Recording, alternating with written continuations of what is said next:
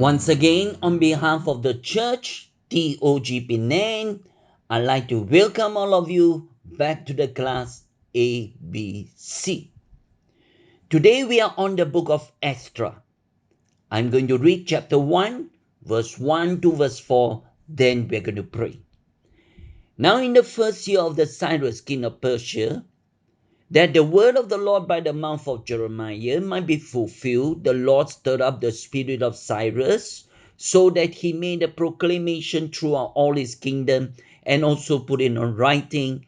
And it says this: all the kingdoms of the earth the Lord God of heaven has given me, and he has commanded me to build him a house at Jerusalem, which is in Judah, who is among you of all his people. May his God be with him. Let him go up to Jerusalem, which is in Judah, build the house of the Lord God of Israel, which is in Jerusalem. And whoever is left in any place where he dwells, let the man of his place help him with silver and gold, goods and livestock, beside the freewill offering for the house of the Lord, which is in Jerusalem. Let's pray. Dear God, we love you. Thank you for gathering all of us around your word again. Speak to our hearts, dear God. May your word become real to all of us. Anoint our study today. Anoint your servant and your hearers. Bless it to our hearts and soul. We ask in Jesus' mighty and great name. All God's people say, Amen and Amen. I've divided this book of Esther into three main parts. Number one, I'm going to talk about Israel returning. Number two, Judah's rebuilding.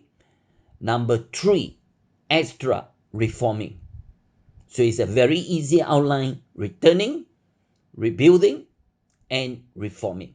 Let's start with the first point first. Israel returning. Chapter 1, chapter 2. First of all, let us see Jews returning to God's purpose. Bear in mind, they have been in Babylon for 70 long years. Now this is the first time after the 70 long years of Babylonian captivity. This was the first time that the Jews, they were making a journey back to their homeland called Israel. Now let me tell you this, it will not be a very pleasant journey for all of them. Why? Because we are talking about 50,000 Jews, young and old, plus teenager, plus infants, together with their livestock. Most of them will have to walk on this journey, while the older ones will be on camel's back. And how far would they travel? Is about 2,700 kilometers, all on foot. And it will probably take them few months to reach Jerusalem. Now I want to show you here how did the Lord started this so-called project.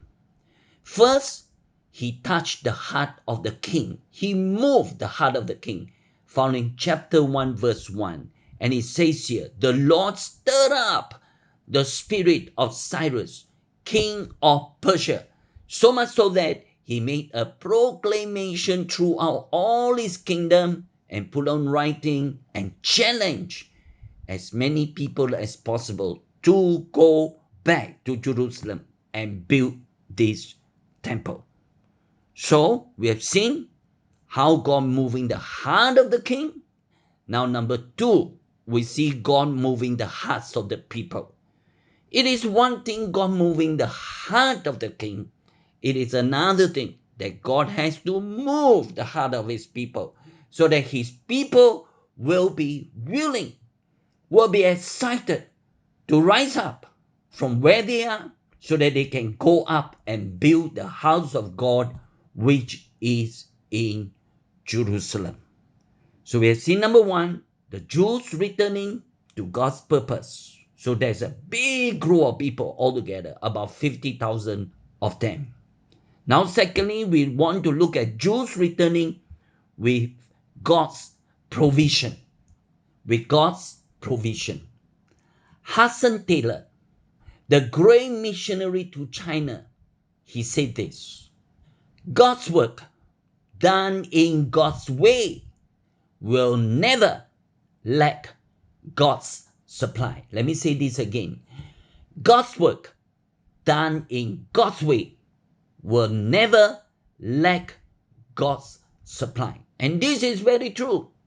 Whenever it is God's work, whenever it is God's will, and you do it in His way, I tell you, it will never, never lack supply. God will definitely supply for the journey and for the people. And this is what we see in chapter 1, verse 6. All those who were around them, chapter 1, verse 6 says, give them what? Silver and gold, goods and livestock, plus precious things, beside the free will offering. So you can see the provision of God right here. So number one, we see Jews returning to God's purpose. Number two, we see Jews returning with God's provision. Now number three, we see the Jews returning under God's providence. Under God's providence. In chapter 1, we see God dealing with the king, dealing with his people. Now in chapter 2, we see the providential hand of God. Now the list of names that have been mentioned right in chapter 2 of Ezra. You may ask yourself, why all these names? I mean, reading it is so boring, right? It's so time consuming.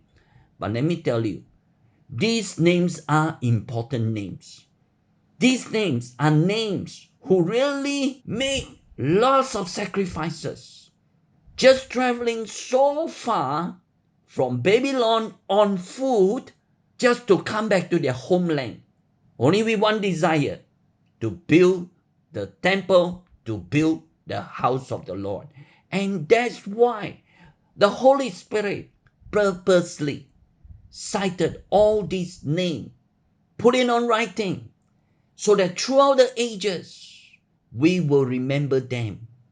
Now, this same list of names, do you know, it is also mentioned right in Nehemiah chapter 7. Almost an identical list. You can compare these two chapters, Ezra chapter 2 and Nehemiah chapter 7. They are almost the same. And I tell you, these are precious names as far as God is concerned. You can see the preservating hand of God over the nation of Israel, preserving the line of Judah, the line of the Messiah from generation to generation. Let me tell you this, Israel is truly a remarkable nation. Yes, it is a remarkable nation. And it is also an indestructible nation. It is also what? An indestructible nation. Yes, nation. All around Israel today, all the nation in the Middle East, all of them have this intention to wipe off Israel out from the face of the earth. Now let me tell you, this will not happen. They will not succeed. Why? Because I'm reading the Bible, I'm reading the Word of God, right from Genesis, I see the name Israel was there, and I can read all the way from Genesis right through the Psalms and right even to the book of Revelation. I tell you, the name of Israel is always mentioned there. Yes, even right to the end of time, even right into the 1,000 years of millennium rule of Christ. Guess what? The name of Israel is also mentioned there. And this tells me one thing. This tells me the providential hand of God is always upon this nation called Israel. So we have touched on number one, Israel returning, chapter 1 and chapter 2. Now we want to see the second point, Judah's rebuilding.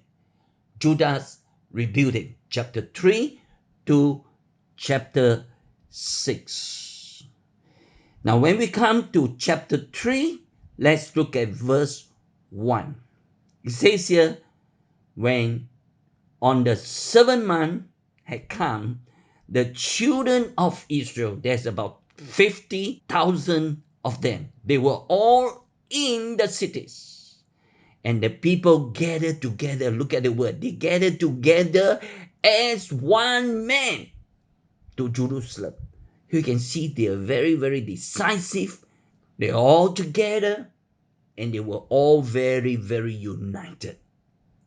Now, let me pause for a moment. Imagine what will be going on right in their mind when they stand looking at this city called Jerusalem. Now, how do they feel right at that very moment? Imagine they have left this city 70 years ago. Now they are back. 70 years later, now they are back. They have been exiled. They have been deported from this city called Jerusalem, and they've seen how this city of Jerusalem had been destroyed by the Babylonians. And they also have seen the temple of God, who once they have seen with their eyes the glory of God right in the temple. Now the temple has been desecrated, has been destroyed right to the ground. Now 70 years later, now they have come back. They have come back to the same place. Let me ask you, how do they feel at that time when they look at the ruined city and looking at the rubbles, looking at all the rubbish? My question is this: can they rebuild the city again? Can they rebuild the temple again? Will God show them the favor and blessing and presence to help them build this temple for the glory of God one more time? And this is what I'm going to talk about. So let's look at it. The first point is worship was restored. Worship was restored. So that was the first thing that they did. I like it. I mean, you come back traveling as far as 2,700 kilometers. You traveled so far and you came back. Some people will be so eager to start building, start putting their hand into the work and start building the city, start building the temple. But guess what? The first thing that they did was they restored worship right at that place. I'm sure it pleases God. And of course, in chapter 3, verse 2, it says two leaders who led them to do that way. And who were the two persons? Jeshoshua and Zerubbabel. These two of them were leaders, and they arose, the Bible says, they built the altar of the God of Israel, chapter 3, verse 2, to offer burnt offerings on it, as is written in the law of Moses, the man of God. I salute these two leaders that were there, Jeshoshua and Zerubbabel. They restored worship, and that was the right move. And I'm sure it pleased the heart of God. Yes, it won't be easy, because chapter 3 verse 3 says, though fear had come upon them because of the people of those countries, despite of all that, they still set up the altar on its basis and begins to offer burnt offerings to God both morning and evening. I salute them. It speaks volume concerning their courage. Yes, despite of all their fear that comes from the surrounding nation, and yet these two leaders, together with the nation of Israel, together with all the remnant that has returned there, 50,000 of them, despite of all their fear, they still worship God right there. So first, we see worship was restored. Number two, work was resumed. Work was resumed. This is found in chapter 3, verse 8.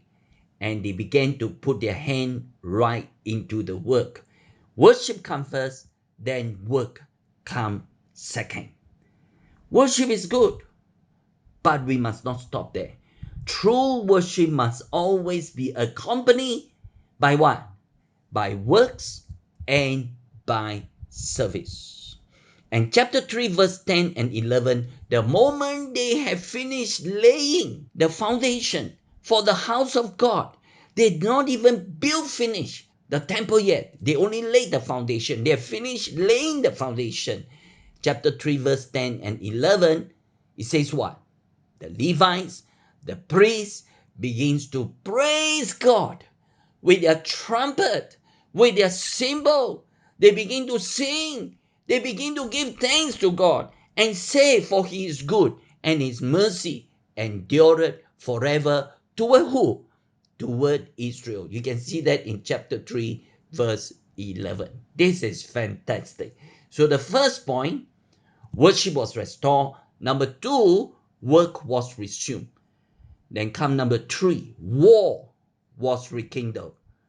Yes, in every work of God, let me tell you, when you start doing God's work, let me tell you, the enemy will come in. And that speaks of what? Number 3, war was rekindled again. This is where we see in chapter 4, we see what? We see opposition.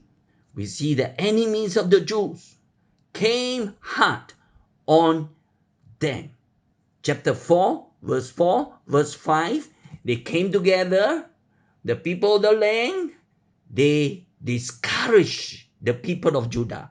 They troubled them concerning the building, and they hired counselors to frustrate their work. For how long? Chapter 4, verse 4, verse 5. From the time of Cyrus, king of Persia, until the reign of Darius, king of Persia. That was about 15 long years. Yes, they frustrate the work. They force the work to come to a stop. For how long? For 15 long years. So let me tell you this. Whenever you and I have a desire to work for God, let me tell you, expect opposition. The enemies will definitely rise up and try to stop that work, because revival and opposition always go hand in hand. Yes, the greater the revival, the greater will be the opposition. We see in chapter 4, verse 24, thus the work of the house of God, which is at Jerusalem, cease. It stops. And it was discontinued until the second year of the reign of Darius, king of Persia. So you can say the enemies actually succeeded in stopping the building work. But that's not all. The story didn't just end there, because the work may be stopped, but it won't be stopped permanently. Yes, it can be stopped, but it only stopped temporarily, because later on you will see the work being resumed again. So we have seen worship was restored, work was resumed, war was rekindled. Now, number 4, we see work was reinstated. The work was reinstated. So the work stopped for 15 years. Then later on, the work was reinstated again. How did it happen? It happened right in chapter 5, verse 2. It all started because of what? The prophets of God. Under Haggai, under Zechariah, in chapter 5, verse 2, they begin to prophesy over the people of Judah.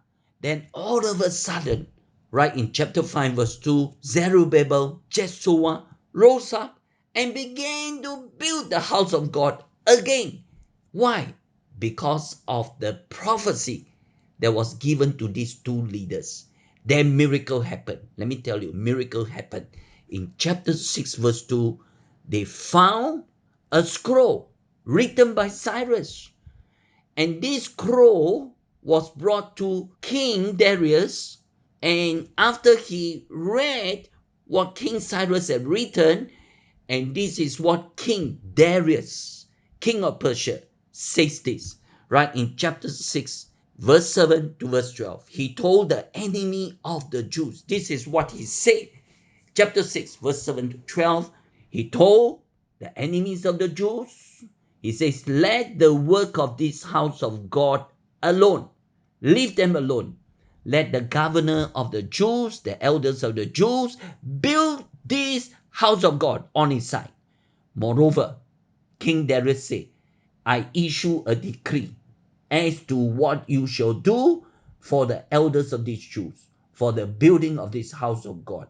Let the cost be paid at the king's expense. Look at it, from taxes on the region beyond the river. This is to be given immediately, don't hold back, to this man, so that they are not hindered. Look at verse 9.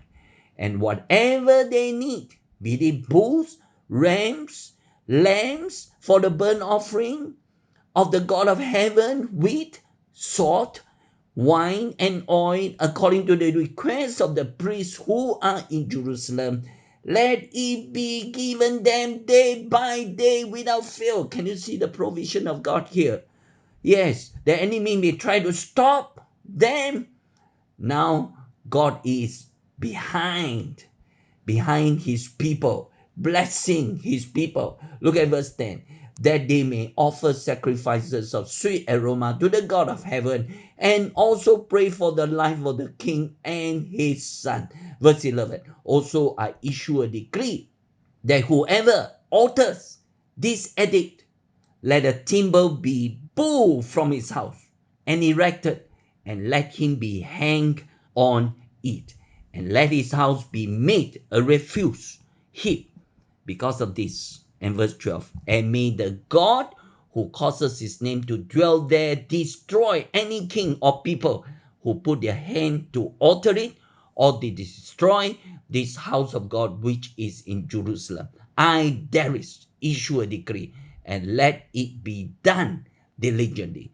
Then in chapter 6, verse 15 and verse 16, it says the temple was built finished under the reign of King Darius. And then the people, verse 16 say, they celebrated and dedicated the house of God with joy.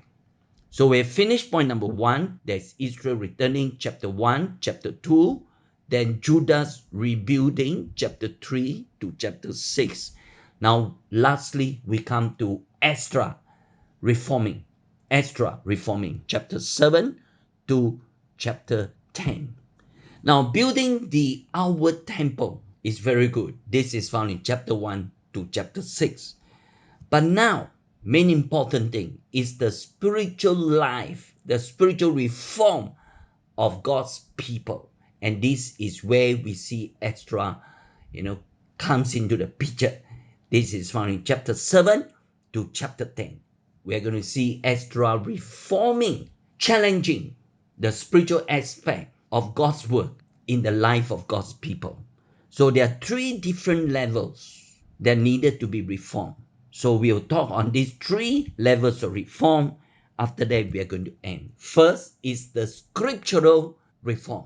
That means the desire to come back to the word, right? So it's important to build a building, the building of the temple, right? We see the temple that has been built, that is very good. That's only the outward. But main important thing, the people need to come back to God's word.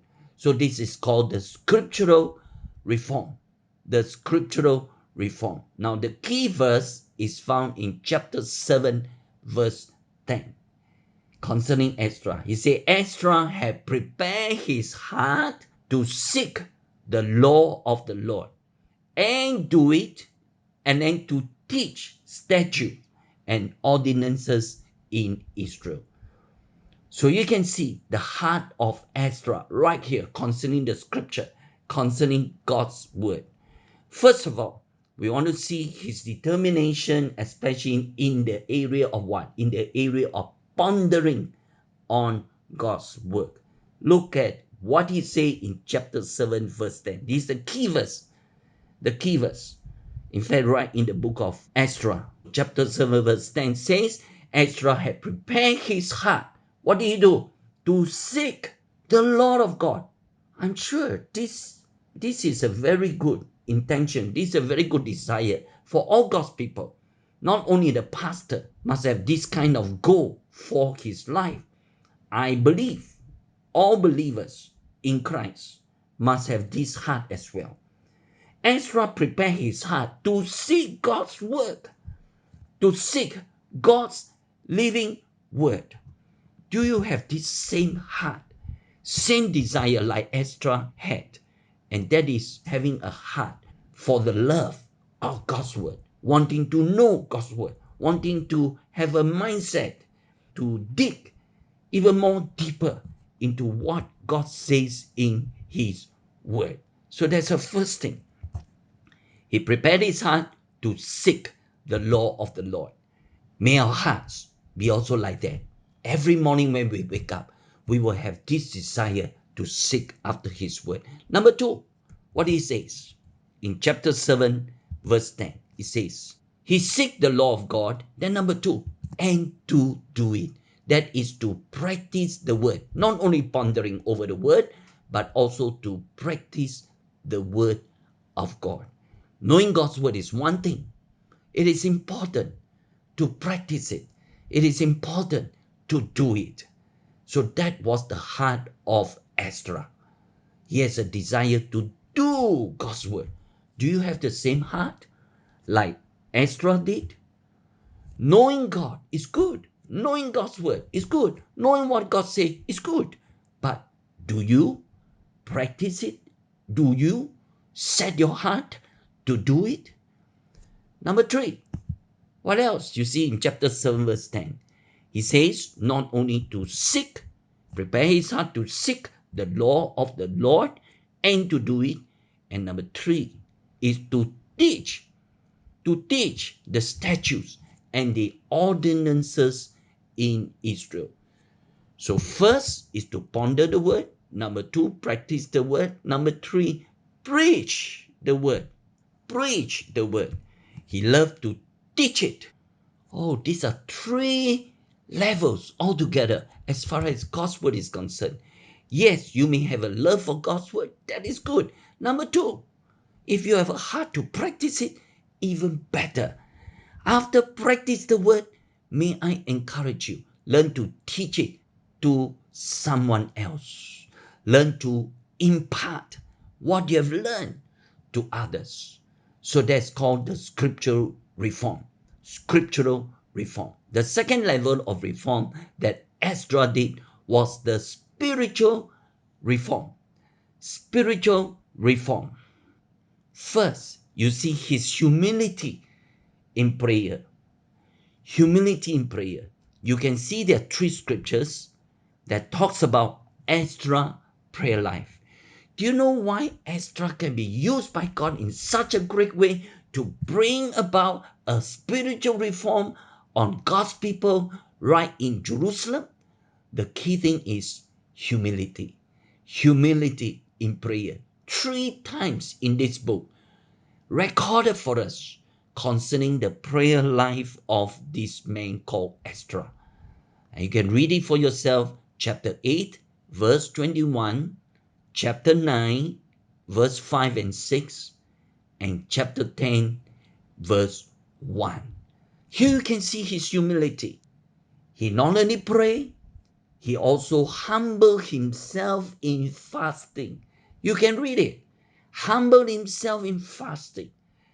And not only he prayed, he also confessed his sin. Look at the Bible. He wept and he bowed before the living God. And you can read it again and again. Lifting up his hand to God, kneeling in his presence. You can see all there right in these 3 scriptures. So you can see his humility in prayer. That's why the impact that he has done for the nation of Israel during that time was very, very great. Why? Because he humbled himself in prayer. Number two, why the spiritual reform was so effective during the time of Ezra? It was all because of the hand of God in his life. Not only humility in prayer, but also the hand of God in his life. 6 times, right in chapters 7 and 8, talk about the distinct aspect of God's hand over his life. You know what's the secret of ministry? The secret of ministry is all has to do with the hand of God, the presence of God. When God is there, let me tell you, things will take shape. Things will become a reality. The blessing of God will become evident right at that place. And here, 6 times in chapter 7 and chapter 8 talks about the hand of God over his life. I'm going to run through it very quickly. You just take note of it. Number 1, the giving hand of God. The giving hand of God, found in chapter 7, verse 6. It says, the king granted all that he requested. Why? Because the hand of his God was upon him. That is the giving hand of God. When God is there, I tell you, God help. God actually moved the king to grant Ezra all that he has requested. Number 2, the leading hand of God. The leading hand of God, found in chapter 7, verse 9. You can read it for yourself. The leading hand of God was with Ezra when he took on a journey from one point, that's point A to point B, reaching his destination, beginning at some point, reaching another point. And it says very clearly in chapter 7, verse 9, that the good hand of God was over his life, was upon his life. Number 3, the gathering hand of God. The gathering hand of God, found in chapter 7, verse 28. Now, Ezra need to gather the people together to do the work. And how did he do it? The scripture says, chapter 7, verse 28, the reason why he can gather leading men of Israel to go up with him, or because of what? Because of the hand of the Lord, his God, was upon him. Number 4, the enabling hand of God. The enabling hand of God, found in chapter 8, verse 18. Here you can see when God's hand was upon Ezra, what happened? God raised up different people. Yes. And he brought all these people to help Ezra. You can read that for yourself in chapter 8, verse 18. This is called the enabling hand of God. Number 5, the sustaining hand of God, found in chapter 8, verse 22. He says the sustaining hand of God. When it was upon Ezra, what happened? He has a blessed journey. Yes, the king actually offered to send his soldiers and horsemen to protect his journey. Ezra said, no need. I had my God to help me. And did he manage to reach his destination? The answer is yes. Why? Because God's hand was upon him. Chapter 8, verse 22 says about that. Then number 6, the protecting hand of God, found in chapter 8, verse 31. And it says very clearly, because of the hand of God was upon him, God delivered him from the hands of the enemy. And they were actually ambushing him along the road. And I tell you, God protected him. And this is called the protecting hand of God, because God was with this man called Ezra. Yes, we have seen the scriptural reform. That's the word of God, the desire for God's word. Then number 2, the spiritual reform. Now we come to the last point. That's called the social reform. The social reform. We see number 1, the Jews sinning. Chapter 9, the Jews sinning. So the whole chapter talks about Israel's sin.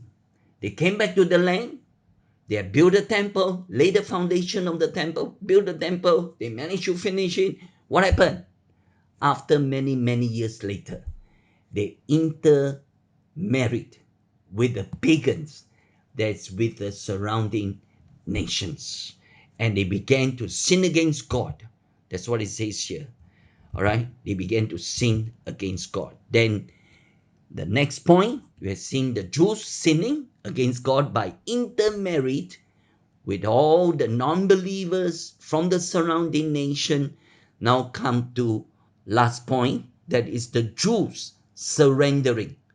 The Jews surrendering. This is the whole of chapter 10. Now in chapter 10, verse 18 to verse 43, the Holy Spirit purposely listed down all those names who had actually married foreign wives. Who had married what? Foreign wives. All their names, they were listed right there for us. For what purpose? For record purposes. And also to tell the nation of Israel, these are the names who have sinned against the living God because they marry foreign wives. Now I'm going to close with the last verse found in Ezra chapter 10 verse 44. Look at what it says here. All this, that means the names, they were listed down right in chapter 10 from verses 18 to verses 43. He says, all these have taken pagan wives, and some of them had wives by whom they had children. So they have to what? To surrender, to give up all those foreign wives, plus their children, and send them all back. You can imagine how they must have felt, right?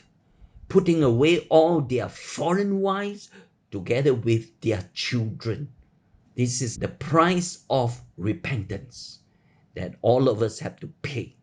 Yes, they have to pay it in order to see revival in the land. Let me say this. True repentance must always lead to a change in our behavior and ways. Yes, if you say you repent of certain act, what must you do? You must let it go. Let it go. Chapter 9 talks about their sin. Chapter 10 talks about their surrendering and putting forth, putting away their foreign wives and children. And that's what repentance means. The change of behavior, the change of our ways. Can you see God's desire for his people today is still the same? What he required from the Jews also required from all of us. He wants all of us to be holy before him just as he is holy. Remember, the standard of God still remains the same. It has not changed even one bit. Shall we pray? Dear God, we thank you for your word. We thank you for teaching each one of us today. Whatever we have learned from the life of Ezra, may you help us, give us your grace, give us your strength to put it into practice. Most of all, give us the desire for your word. Help each one of us to have a desire not only for your word, to seek after your word, but also to do that word and also to teach others with that word that we have learned. May your word live right through each one of our lives, and may our lives glorify your name. We ask in Jesus' mighty and glorious name. All God's people say, Amen and Amen. God bless each one of you and your family. Amen.